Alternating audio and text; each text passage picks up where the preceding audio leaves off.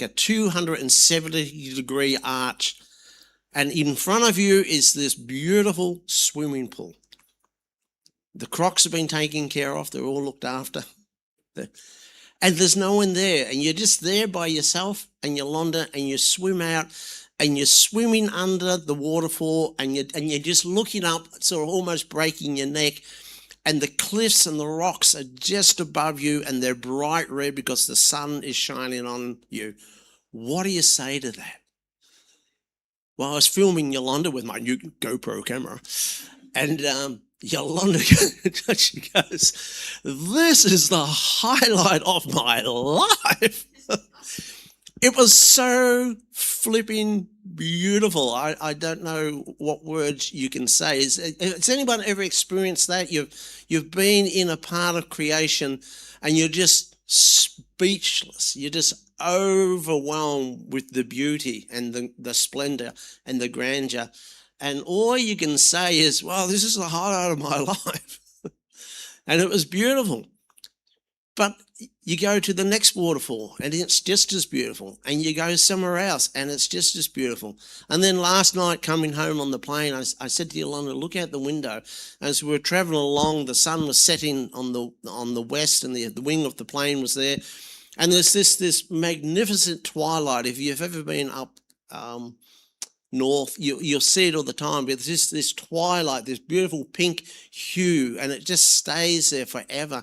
And you're just looking at it going, oh, it's just magnificent as you soak it all in. And I'll come back to all this in a little bit in a minute, because you're wondering what on earth has this got to do?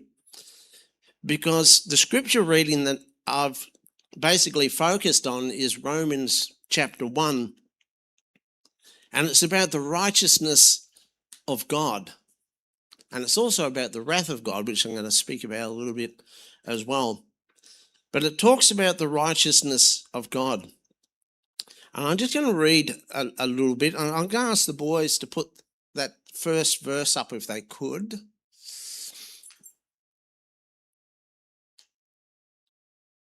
Okay, if they can't, it doesn't really matter.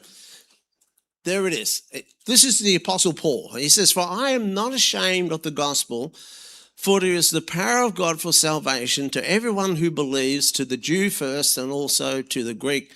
For in it the righteousness of God is revealed from faith to faith, as it is written, the righteous shall live by faith." Now today I want to talk about faith and creation and just tie the two together. Because the next part of the chapter reads this. It says, "For the wrath of God is revealed from heaven against all ungodliness and unrighteousness of people who suppress the truth in righteousness.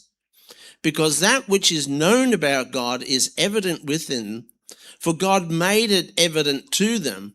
For since the creation of the world, his invisible attributes, that is, his eternal power and nature divine, have been clearly perceived, been understood by what has been made, so they are without excuse. For even though they knew God, they did not honor him as God or give thanks, but they became futile in their reasoning, and in their senseless hearts were darkened. Claiming to be wise, they became fools. They exchanged the glory of the incorruptible God for an image in the form of corruptible mankind, of birds, four-footed animals, and crawling creatures." Now I'll just pause there and just let's gather our thoughts and see where I'm heading with this.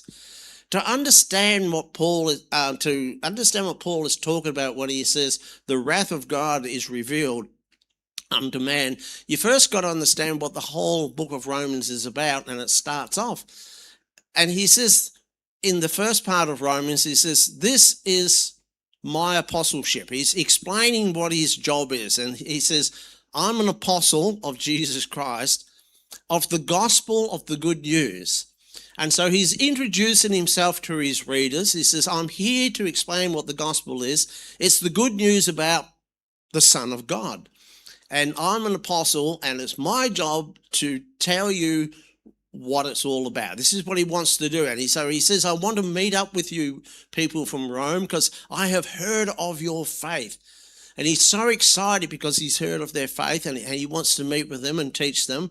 And he too wants to preach the gospel so that he may win some fruit among them. And then he gets to this wonderful verse in verse 16. And we'll just go back to verse 16 if we could. He says, for I am not ashamed of the gospel, for it is the power of God. It is the power of God for salvation to everyone who believes, to the Jews first and also to the Greek.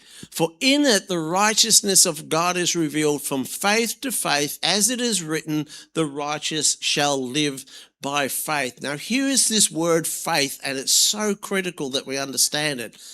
Paul says, for it is written that what? The righteous shall live by what? They shall live by faith. Now, the funny thing is that when you read about the word faith, you go to the New Testament, and the word faith in the Greek is spoken about 240 times. The word faith, faithfulness, is spoken over 295 times. The New Testament is just filled with the concepts of what faith and the idea of faith is. You get to the Old Testament, and how many times is the word faith spoken in the Old Testament? Does anyone know?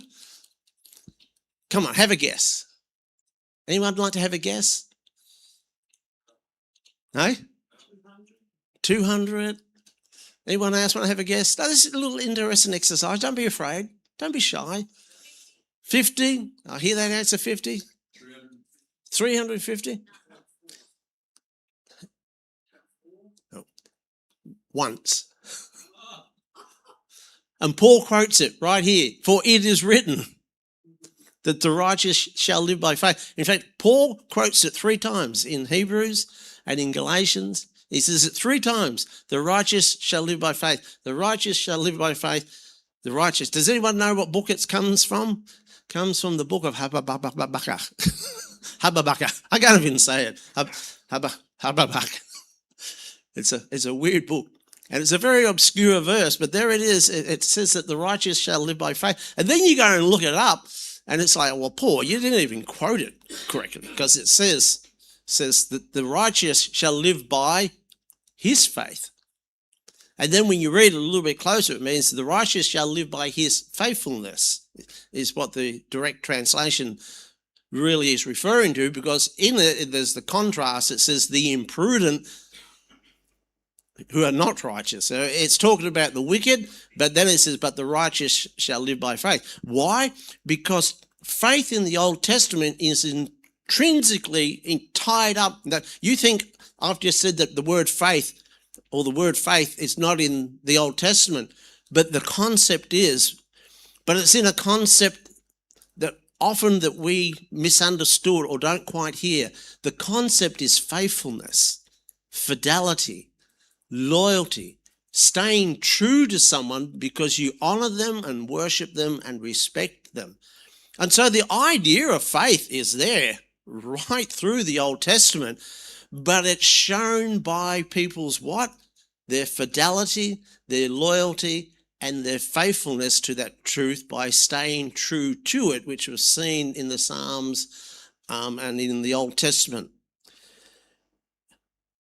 And then we see Paul's statement. He says, the righteousness of God is what? It's revealed from heaven. So Paul's basically saying, this is what righteousness is.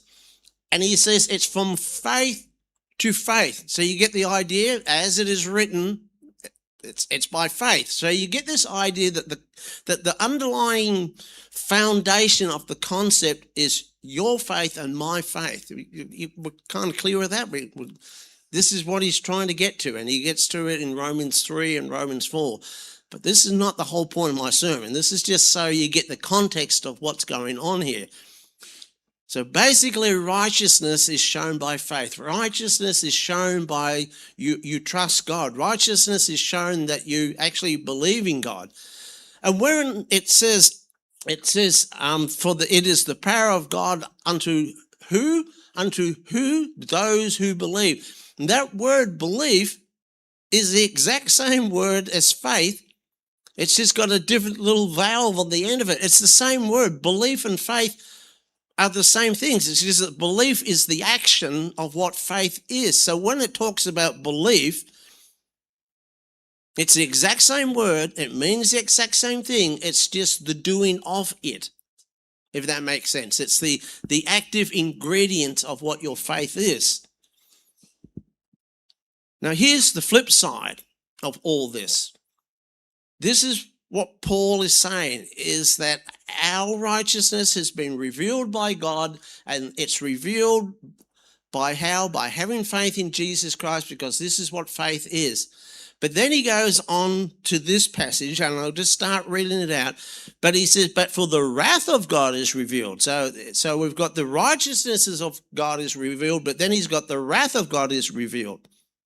And he says it's revealed from heaven against all ungodliness and unrighteousness of people who suppress the truth. Of people who suppress the truth. And then you start scratching yourself and you're thinking, well, what's the truth? What is truth? That's a great little question, isn't it? And so we read on, because Paul is in one sense establishing this. Well, faith is what righteousness is, and then what's the opposite of faith? And he's beginning to explain what the opposite. This is kind of like the flip side, and this is where it begins, and this is where it starts for so many of us. He says he suppresses the truth in unrighteousness, the opposite of faith. Understand what I'm trying to say here? In unrighteousness, which is the opposite of faith, because that which is known about God is evident within them. And so what Paul is saying is everything that is known about God has always been evident.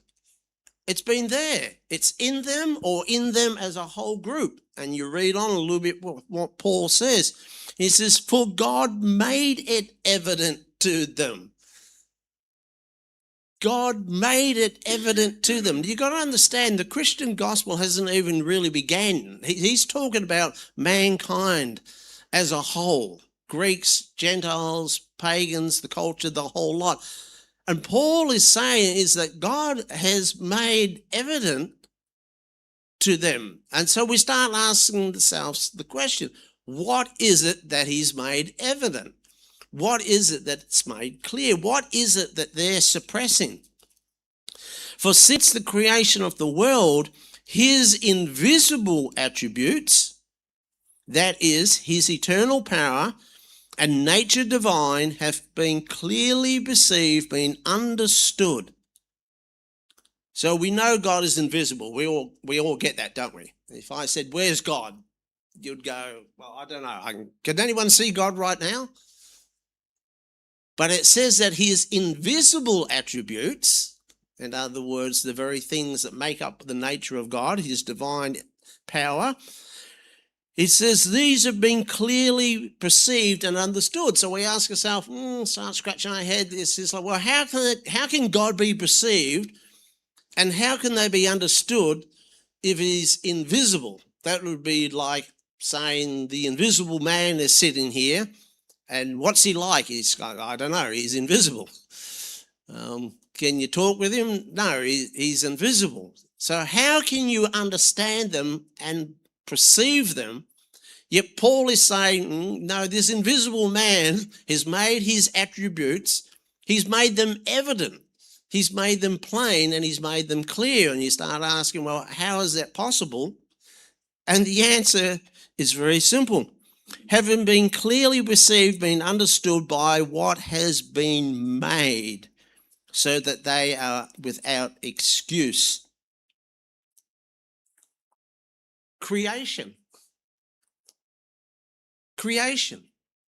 Yolanda was under a waterfall, and she was so caught up in the rapture and the beauty of it.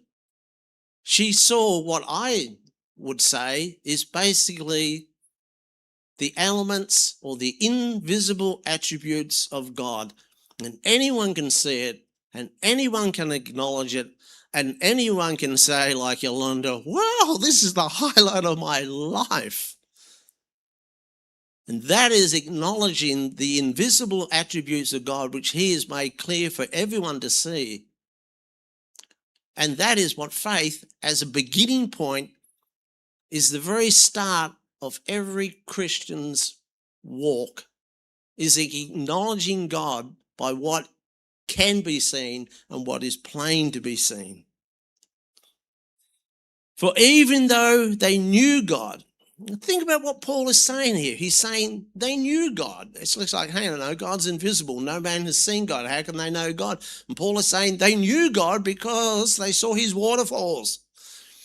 They saw his sunsets. They saw his beauty. They saw creation. They knew exactly what God was like because of the very beauty and the wonder by which and what they saw. And it says, because they even knew God, they did not honor him as God or give thanks, but they became futile in their reasoning, and their senselessness, their hearts were darkened. Notice the language here. They became futile. They weren't born futile. They became futile. Every single person who is born on this earth wakes up one day as a baby. And you know what's exciting to be a baby? As Chesterton says, as adults, it takes a lot for us to get excited, doesn't it? It's just like we sort of we look at the sunset and go, could it get any more orange? It's like, that's a quote from The Simpsons, by the way. And we're a bit like that. We become cynical. We see things over and over again. And as you get older and older, it's just like, this beach sucks, You call that a wave? and we're like that as we get older and older. We kind of see the beauty in creation and go, it's not enough. But for a child, a child is amazed that when it opens a cupboard, is it going to see a dragon? But you know what? A 2-year-old child is just amazed that the cupboard opens. You see the difference? Why do you think kids are into everything? They're exploring, they're discovering, they're wanting to see the world, they're wanting to learn. You give them a gift, and what are they excited about most? The box that it came in, and they play in the box, and the gift is thrown away, and they run around. We've seen this over and over again. The simplest things amuse the simplest minds, and that's not a derogatory thing. That's just a statement that Paul is just saying here, that in creation, in life that God's given us, there's beauty, there's wonder, there is amazement. And Chesterton was the master of this.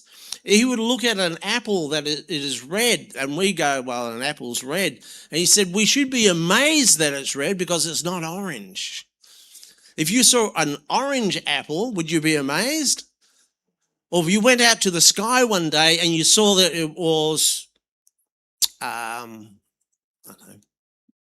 lime green, omnia green, would you be amazed?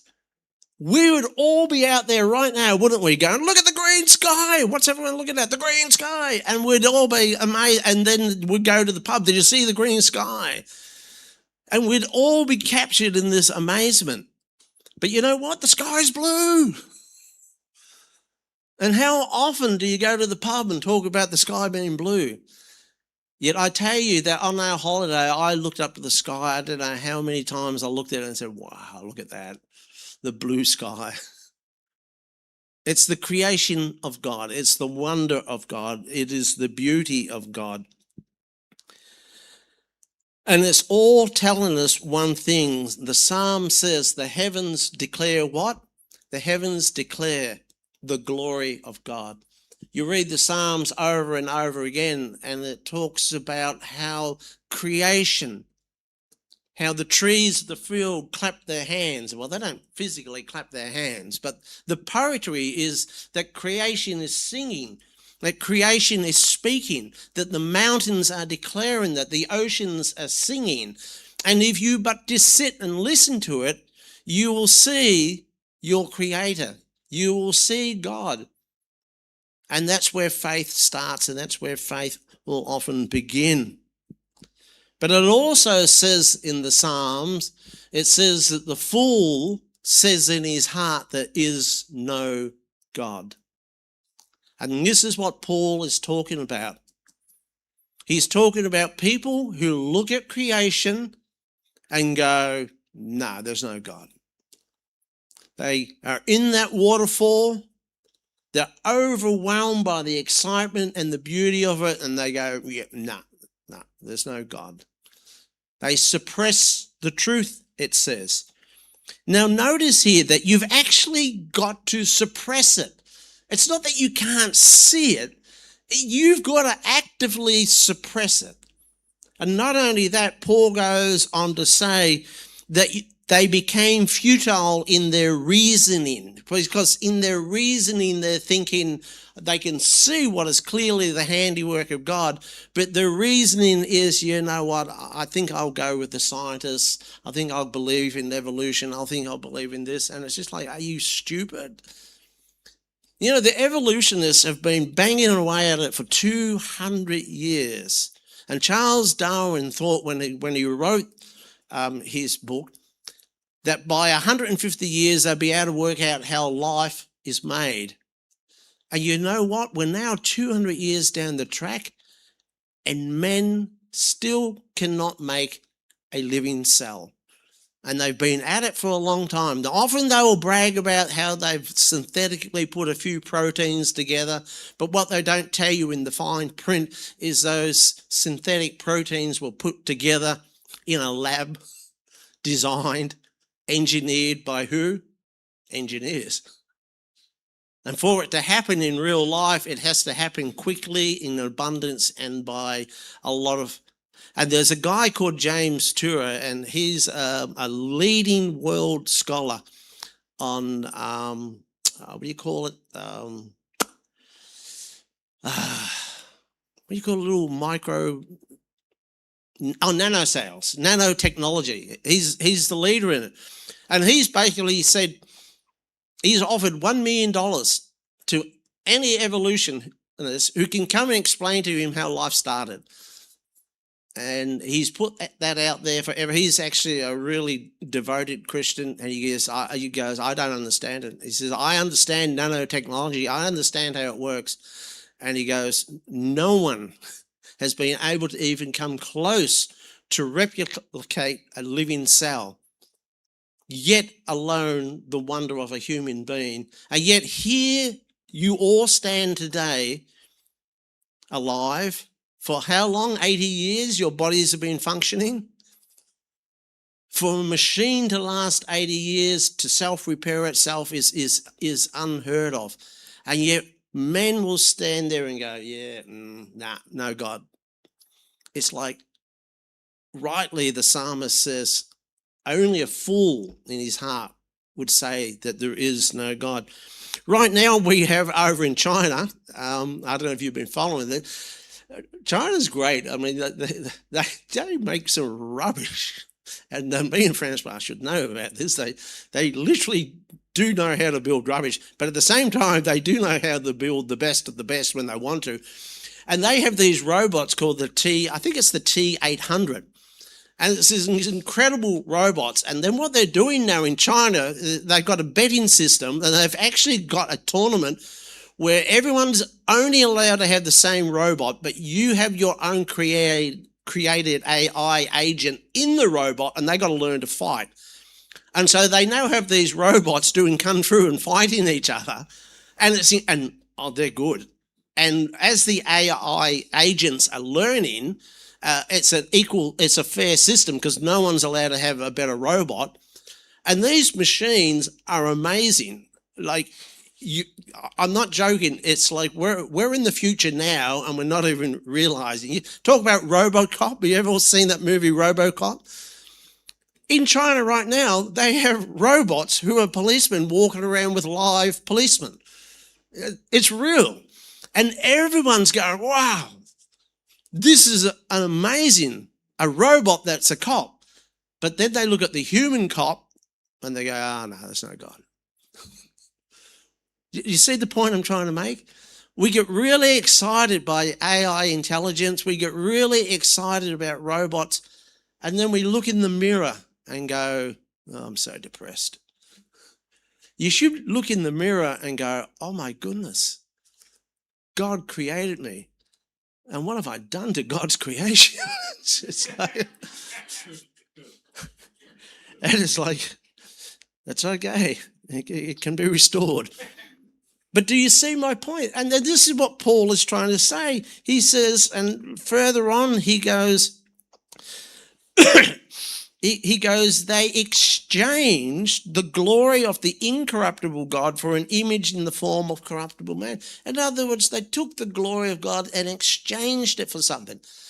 So you suppress the truth, you exchange the truth, and you turn your back on the truth, which is there for everyone to see every day if you just walk out in your backyards and go look at the stars. Now, often we struggle in our faith. Who here struggled in their faith? Let me see those hands, brothers and sisters. You've all struggled with your faith. And God and the angels must be shaking their heads and saying, what are they struggling with? They're on my big spaceship traveling through Earth. There's nothing like it.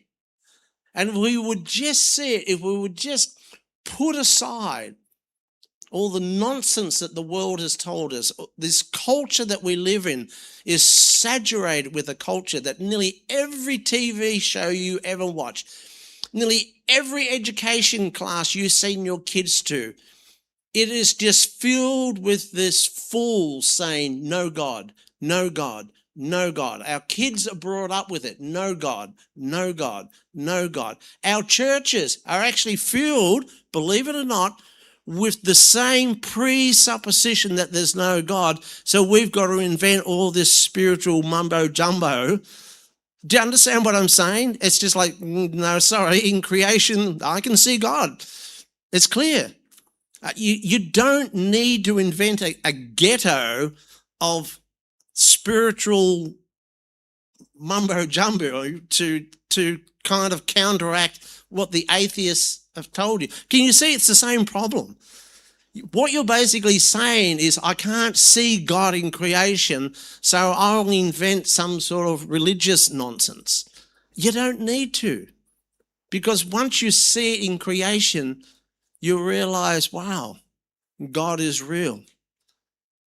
And then Paul goes on to explain and says, this is what faith is all about. Faith is about faithfulness.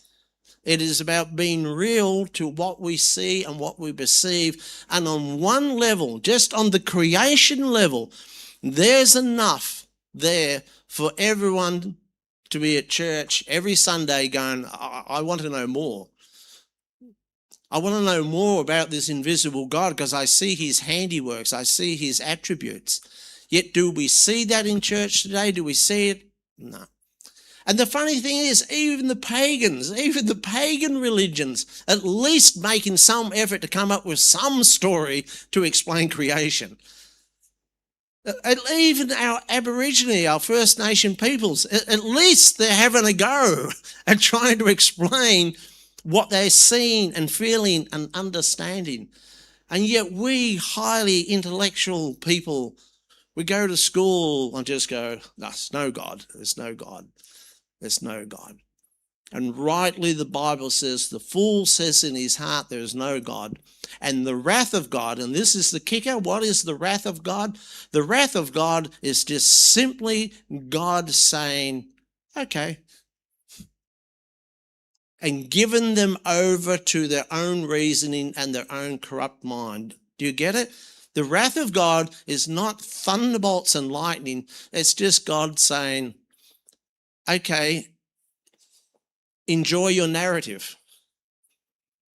And part of that narrative, and if you read on with the rest of the scripture, I won't read the rest of it because it's depressing. Because if you believe there's no God, then all you've got is your animal instincts, your base desires, and it's just like, okay, well, I'll worship them. So what's the first thing that we worship? Women, men, sexual desires. We all know what they are. They're pretty good, so let's pursue them. And then food, appetite, gin and tonic. Gin and tonic's pretty good. I make a pretty good brew myself. And if that's all you have and no God, then gin and tonic's pretty good. It's not bad. And then, well, what else is there? Oh, well, the pursuit of money. Well, that can be good. That's great. I mean, who doesn't love money? Yeah, you all know what I'm saying. And you could go on and on and on. And if all you're left with is us, and if that's it, and that's all we're going to pursue, and that's all we're going to believe, if you read the rest of Romans, it gets really dark.